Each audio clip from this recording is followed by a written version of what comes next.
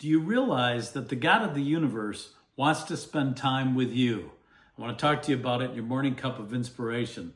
My brother-in-law, Ron, was actually raised by his grandparents on a farm in Kansas. His dad had died when he was very young.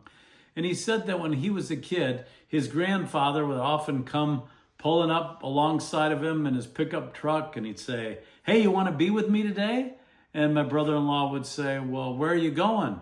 And he'd say, "If you have to ask, you don't want to be with me." And then he'd just take off. And after getting that answer a few times, my brother-in-law realized that he needed to just say, "Yes, grandfather, I want to spend time with you." And that's the way we need to be with the Lord.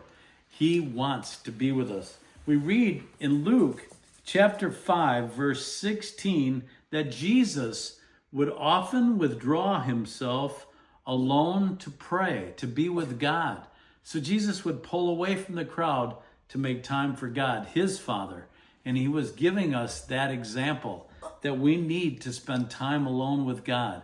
We need to just be in his presence. I heard a sermon this past weekend. My pastor said, prayer is not about getting something. It's about spending time with someone.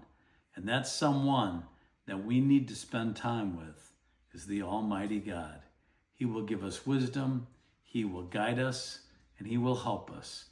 And he's always there for you. I hope that inspires you to pray more, spend more time with God. And I'll talk to you soon for another morning cup of inspiration.